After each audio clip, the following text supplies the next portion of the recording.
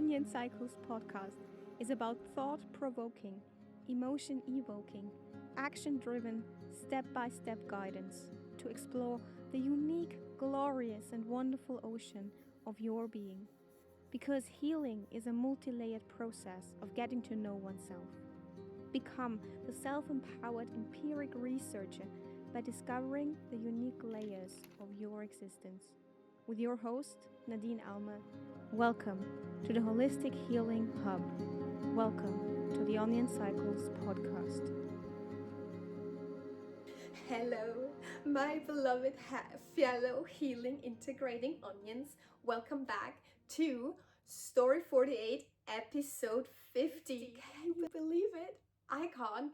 It's been nearly a year, so we only have 3 episodes left, and I feel a little bit emotional about that, to be honest. Like, I've poured my heart, soul, and essence into these podcast episodes, and I can't even imagine the amount of work that you did out there, listening every week, downloading the worksheets and the workbooks, and just really diving into discovering this beautiful, mesmerizing mosaic that is you. And I also want to emphasize here that this is the most important work you could ever do, is to get to know yourself, right?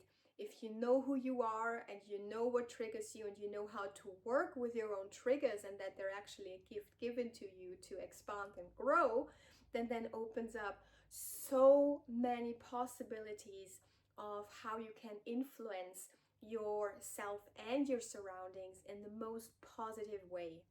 So therefore, welcome to another episode. Welcome to the wrap-up series, part 4. This is the last one. For everyone who's with me every week, you know that. But for everyone out there who is new, a warm welcome to you as well. Please head over to my website, www.wunderfinder.org, because there you can find a free resource, a free workbook to download, and the workbook contains everything that we talk about in the episode, as well as exercises, because the creator of this podcast is, as I think, so I feel, so I act, and in the action lies the magic. So if we don't roll up our sleeves and we don't put in the work and we don't focus on our goal, then nothing will ever come to fruition, really. So there are exercises in there that are designed to make this podcast experience more personal, more individual, and unique for you, for your journey. And now let's dive straight in. So we are discussing today episode 38 right through episode 45, and we start with identity and beliefs, because as we learned from Tony Robbins, beliefs create and beliefs destroy. Why is that? Because beliefs make up the blueprint of our identity. The strongest force in humans is to be consistent and stay consistent with what we think we are. But what that also does is, throughout our lives, we take up so many beliefs into our identity that we might not even be consciously aware of, right? There are some where we are conscious about, but most part of what makes up our identity and our identity and belief system, we're not aware of. So diving into belief and identity was very important and is very important for you, because you need to understand how this beautiful mosaic and the little pieces that make up that mosaic came to be. Some of that happened unconsciously, and to find out why that is, where it came from, and if it serves you or if you may want to just let it go, that is the magic that happens when you dive into belief systems and your own identity. If you dive into beliefs, then you will find out very soon that our beliefs are mirrored in our thoughts, our feelings, and our actions. So if we truly want to change because we feel like there's so much within us that is asleep, if we feel like, yes, I want to become a fuller, brighter, bigger version of myself, then looking at your beliefs is just the way to go, because How do you think? What is the talk in your head? What are the voices that occupy your mind all day? Are they talking in which way? And are they talking nicely? Are they talking encouragingly? Are they talking to you in a way that lifts you up and lets you experience being motivated and being able to experience joy and happiness? What are those thoughts about? And could they maybe be the source for the blueprint of your felt experience? I think jealous and bitter thoughts that will ultimately affect the way I feel. Even talking about it, you might see it in the body language, even talking about it, you feel like this. Whereas if you talk about joy and if you talk about happiness, it just, you can't, it uplifts you. Your whole physiology changes. So therefore, your thoughts affect your feelings, and your feelings are basically the makeup of the reality that you experience every day. So if you have a mindset of kindness and compassion and love, of course there will be triggers out there, and of course there will be people you don't really like or enjoy being around, but for the most part, what you experience will come back at you. It's this old saying, I don't know if you have that in the English language. In German, if I translate it into English, it says, the way you call into a forest is how the echo returns to you. So what you bring out into the world, that's what you get back. So if your whole blueprint of emotions and feelings come and stem from thoughts that nurture bitterness and wrath and jealousy, then that is what you will encounter in the world. Because everyone, even if they don't even look at you like that, you will interpret their look as being judgmental or criticizing or anything like that, when in fact that person might have just looked at you in a normal way. It might even get to the extent where a person smiles at you and you interpret that as they being nasty towards you because they're laughing at you and not with you. So, in essence, once you identify and become mindful about what is going on up here, then that will affect what is going on in the rest of your physiology, in the rest of your body.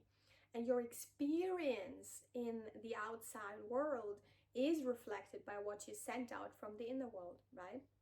And then beliefs also, on another level, affect our actions. Because if we go back to the example of that very bitter person, that person might never ask for help.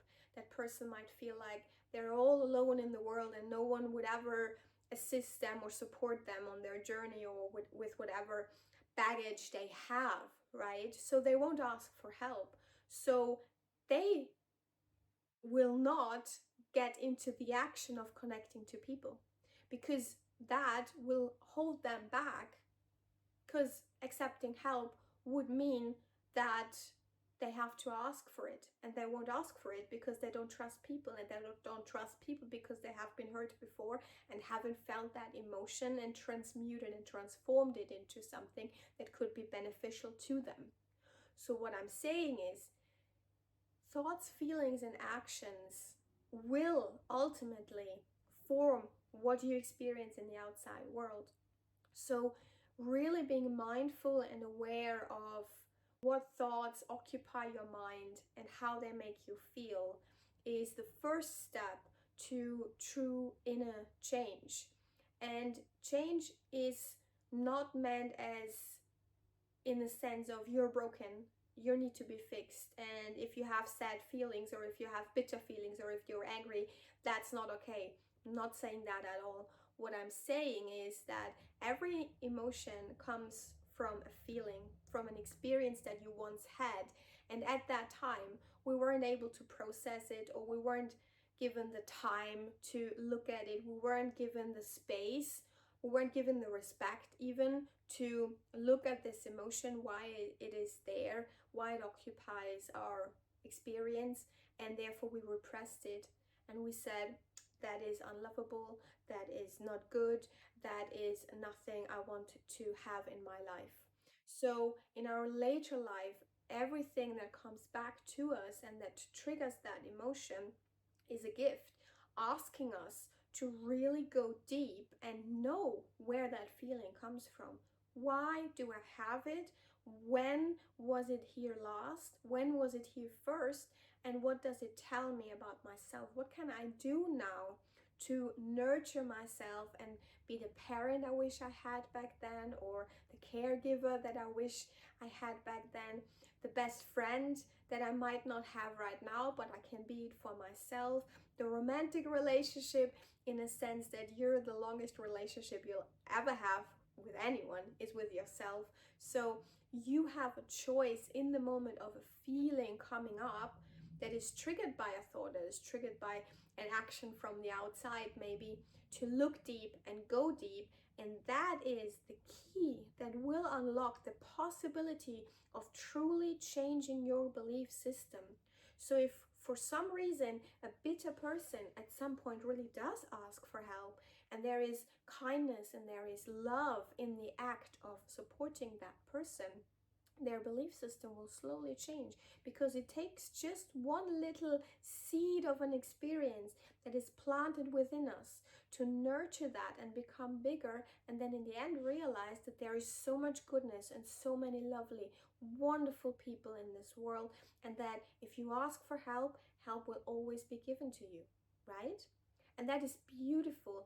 Imagine people all around the world nurturing those little seeds of trust and love and compassion, and thinking and feeling of their belief systems in that sort of observing, non-judgmental way of, why is that belief system there? Who may have presented it to me? Why did I take it on? Can I let it go now if it doesn't serve me?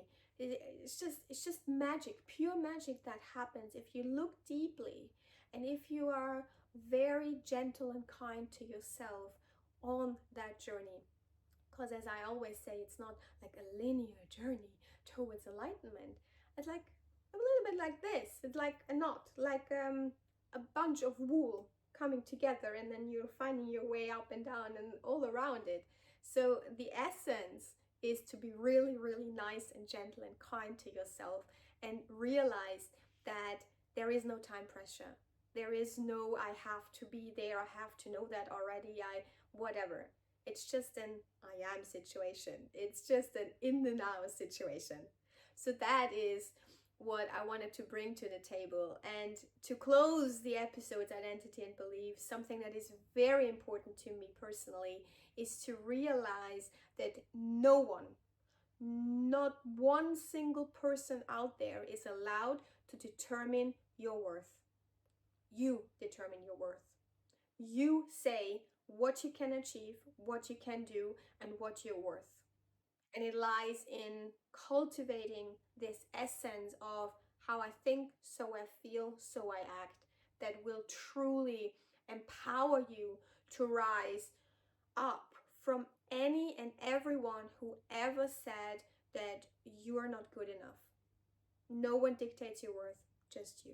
Remember that in your heart. Right, that leads us directly to the next episode where we talked about relationships. We covered relationships and grief. We did a meditation to ease the pain of grief, and we also talked about belonging. So these episodes were episode 40, 41, 42, and 46.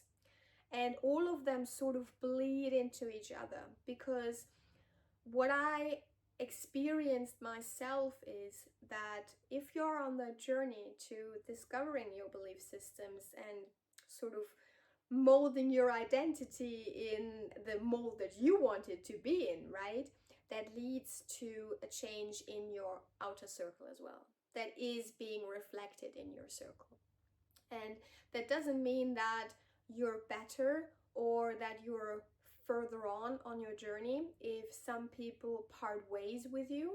It just means that you're on your journey, they're on theirs, and the chapter of your shared experience just changes.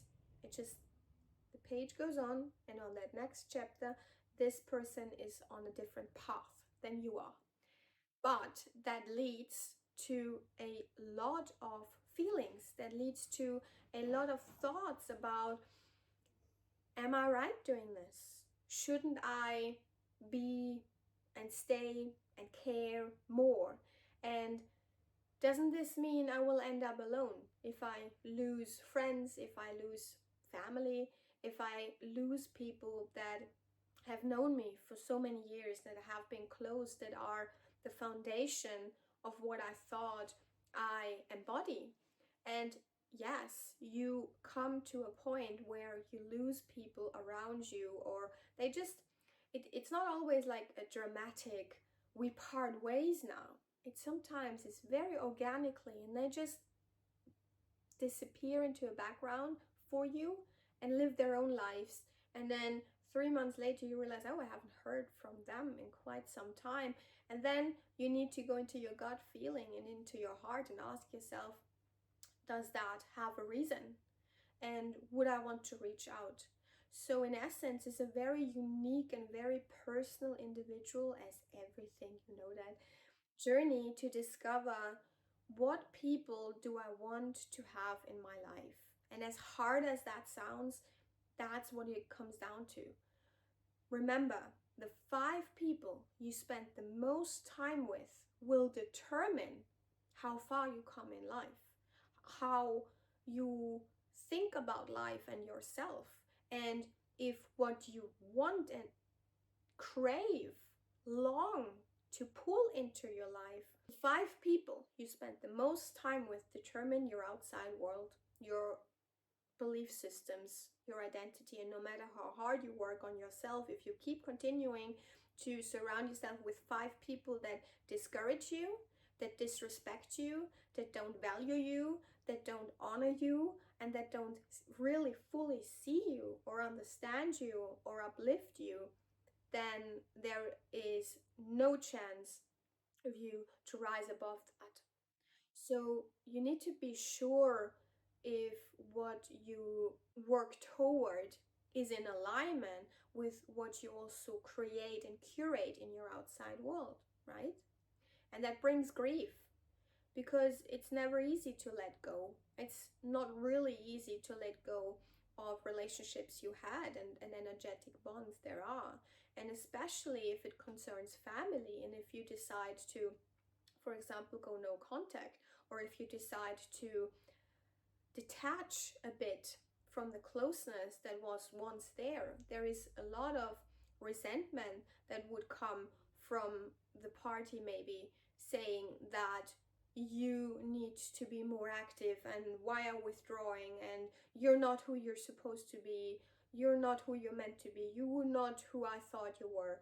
So there's a lot of grief coming into your life once you go on that journey, because it is similar to a snake shedding its skin. It is similar to a tree that lets all its leaves in winter just go to become something new in spring. It's like a seed that is planted in the middle of winter in the cold, wet earth, in the density of this cold, wet place, and it has to just make its way up until it sees sunlight again and experiences warmth and comes to fruition for the essence it came here to be. So that is what happens in relationships, is when you decide that you want to change and experience who you could be, who you might think what your life might look like, then essentially that leads to relationships changing as well. What you can, however, do is to cultivate the relationships that you cherish and work on yourself and feel like there is a potential for that person to stay in my life if we just work together, is invite them on the journey along with you. It's always nice to share this journey, right? And there are a few things that we talked about in the relationship episode. So for the 4 horsemen is what some people do as a sort of coping defensive mechanism in relationships. Stuff like stonewalling, where as soon as an argument comes up, you don't let the person come near you anymore, and the closeness is cut off. and we talked about the three U's that then lead to the three C's. The three U's being not seen, not understood, feeling unsafe, leading to the three C's, feeling like you're criticized, feeling like you're controlled, or feeling like you need to close down now. And also the SEW method, that is describe the sensation, where you're feeling what, the emotion connected to that sensation, and then say what it is you need in order to breathe out and come back to whatever it was that you talked with your partner, with your friend, with your family member about, with a more clear head and an open heart again. So we talked about all of that in the episode relationships. I don't want to go into that because I feel like what is an overall theme in the wrap up series is how this journey of self-discovery and getting to know oneself is ultimately leading to a change in your relationships. And therefore I feel like discussing grief and the possibility what comes after acknowledging and appreciating the stages of grief is the last stage, which is creation. So what comes out of letting go? What is in essence the possibility that can arise once we acknowledge that I now know I can't go back to who I was before. I can't go back to the life I led before. I am a changed person, but out of that grief will now flourish something beautiful because I am set to create something. Something will come out of this change, of this shedding of skin, of this shedding of leaves, of this working towards and never forgetting that after any darkness comes the light and the warmth again.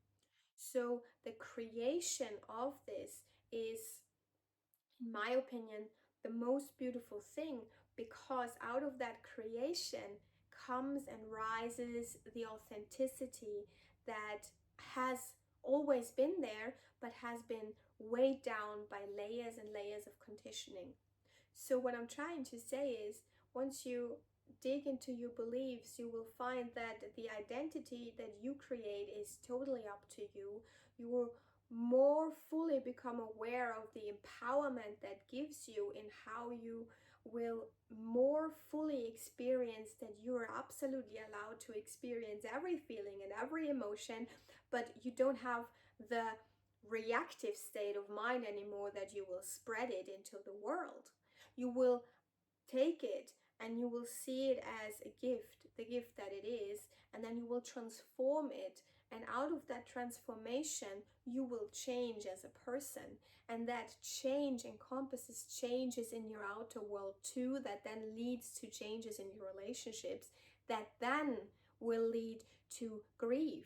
And I love what Matthew Hussey had to say in his video, where he talks about feeling for yourself is not feeling sorry for yourself. Feeling sorry for yourself is victimhood. It is lack of accountability and responsibility for the choices and the consequences of the decisions you made. Whereas feeling for yourself is a form of self-love. It is a form of self-care. It is a form of the noble work of getting to know yourself, getting to know your essence, getting to know what makes you tick, what makes you trigger, what makes you glimmer, which is the opposite of a trigger, what sparks joy, what sparks happiness within you, what is it that is the mosaic of you. And that comes out if you take time to feel for yourself and be lovely and nice and kind to yourself. Be the parent you want to be the relationship you want to have, be the best friend for yourself. That is in essence what feeling for oneself means. It goes into grief because no one else's experience is more or less valid than our own. We talked about Sonder, episode 4. If you feel called to listen to that, it's an enormously important message in there, is to never put your experience into relationship to another experience as in comparison. There is no comparison. If friend A had a 5-year relationship and then she broke up and is heartbroken, and friend B had a 2-day fling and was all in love and then was ghosted and is heartbroken too, why would you compare that? Why is one more important or more intense or more whatever than the other? It isn't. It's her experience and his experience, and you don't need to compare them, and the same is valid for you too. If you experience an emotion and someone else tries to put you down and disvalidate your experience, that is not accurate. That is not the way to go. There is no comparison. Your experience has as much value as anyone else's experience has. All right? So, in essence, what feeling for yourself does is open up this portal where grief suddenly becomes a tool, a step to step to step program to come to the end and realize that out of all of that to fruition comes a seedling, something very beautiful, something you couldn't have imagined before, something that wasn't in your awareness before, and something had to shatter and break, and there needed to be a void for something new to come, a rebirth. Once you are able to experience that the first time, it is then in your head, and whenever you come back to a stage where something needs to be grieved, and that can be anything, that can even be an old version of you, that can be a relationship, obviously, that can be a loved one that passed away, that can also be a coping mechanism that worked for you for years but doesn't work anymore, and you just experience these stages of grief because that was your go-to escape, to numb and to cope with reality, and suddenly it doesn't work anymore. So that also might need grieving time. So what I'm trying to say, and I hope you feel me with that one, is grief is as unique as you are. And once you embark on a journey of self-discovery and discarding what pieces don't serve you anymore, that leads to relationships being discarded as well, but new ones will come in, and grief is the friend that helps you along on the journey, through that journey, during that journey, to ease and release what doesn't serve you anymore. And I feel like looking at it from that way makes grief less of a enemy and more of a friend. And that is why I did a whole episode about grief itself, and why I recorded a meditation that tries and has the aim to ease grief. And from all of this, from the abyss, we rose again to discover 3 more very important things. And the last things that I wanted to discuss with you. And that is the tyranny of how, curate yourself, and fragments of self. And why I talk about all of this is to tie everything that we've learned together. Because we talk so much about tools that help you grow and tools that enable you to be an observer, to be objective, to be non-judgmental, to understand yourself better. But what we also need to look at is that the empowerment that comes from that journey really asks you to look closer and closer, more and more. So we have the tyranny of how, where at some point you feel like, yes, I now want to change my profession, for example, because I don't feel aligned anymore with the profession I had until I started out on this journey. Or you say, yes, I want to do this journey, I feel inspired to change. And then at some point you just ask yourself how. And what I was trying to convey with the tyranny of how is what I learned from Tony Robbins is that there actually is no how. Because the tyranny of how just describes how the air is getting pressed out of your lungs once you hold and pause and let your brain take over. Because what happens is when you feel inspired and when you feel passionate about something, it comes from the heart. It's like a forward pull. It's like, yes, I'm gonna do that. And then there is a nanosecond of a pause and your brain goes, but how?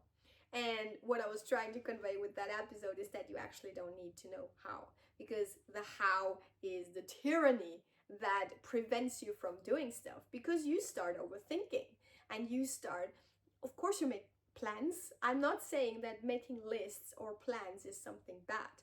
What I'm trying to say though is that if you stop at the moment when your brain goes, but how are you going to do that?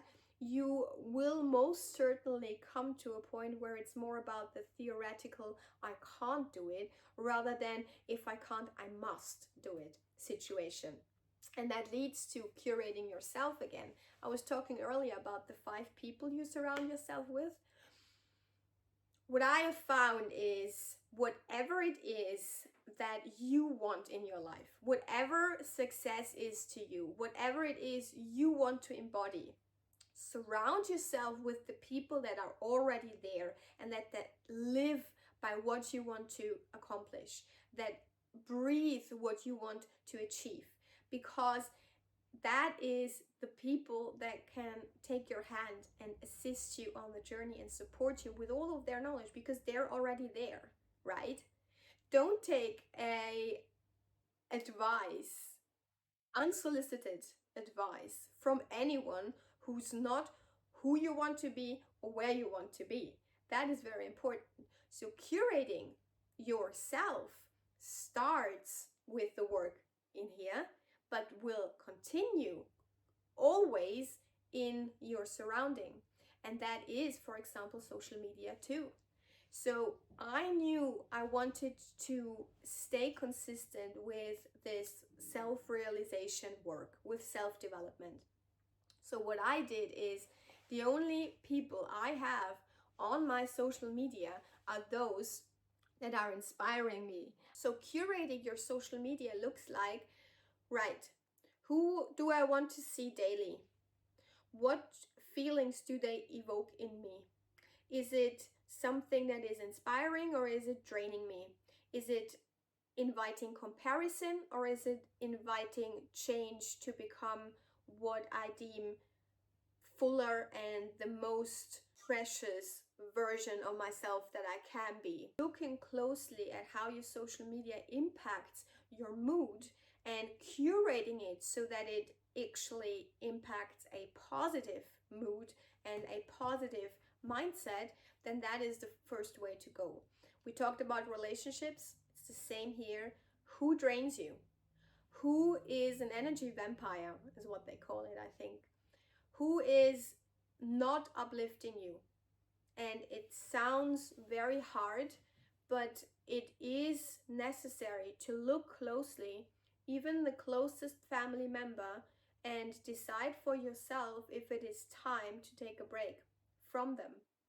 Because what you need is someone who sees you, someone who understands you, someone who loves you for who you are, someone who sees your best potential, someone who asks you and holds you accountable to reach that potential, and someone you can fully trust. Which leads me to an episode I did called Belonging, that is based on a video done by Christina Lopes. And it plays into the curating yourself, it plays into the fragments of self, it plays into the overall question of who you are. In the episode Belonging, we dove into a interesting philosophical question, because from the point of view of society, we need to belong, because otherwise we will die, right?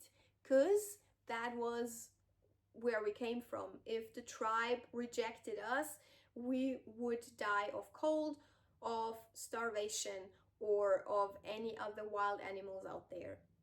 However, we are in a society right now where that doesn't happen. So the question I pose is, do we even need to belong? And if we are fed a storyline that makes us stay put just to belong, is it belonging or is it fitting in?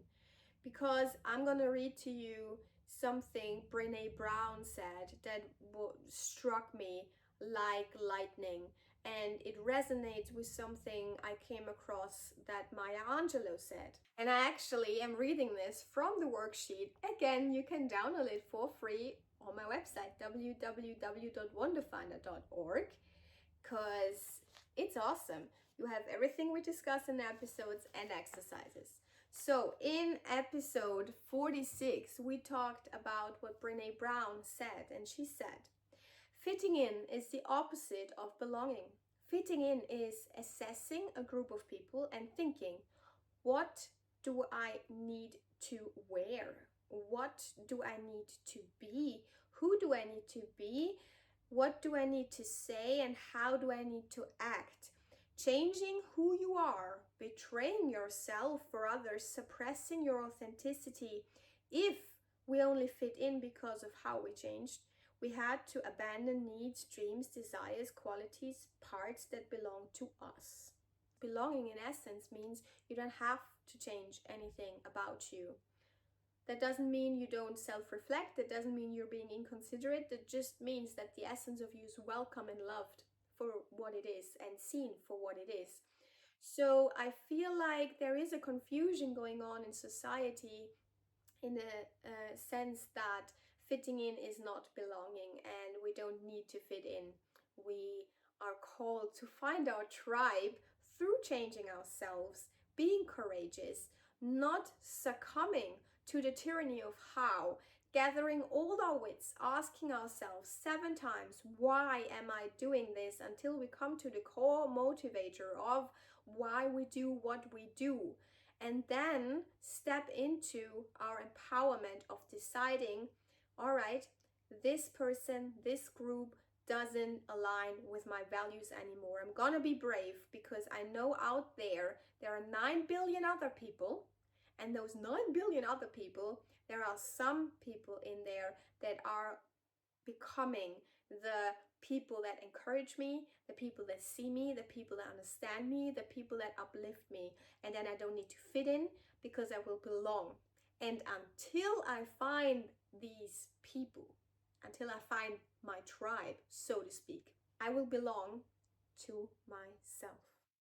Because I'm wonderful, I'm glorious, I'm precious. My energy is precious. I will decide where I give my energy to, where I will uplift people, where I put my energy in. I will make the decisions because I am the voice now.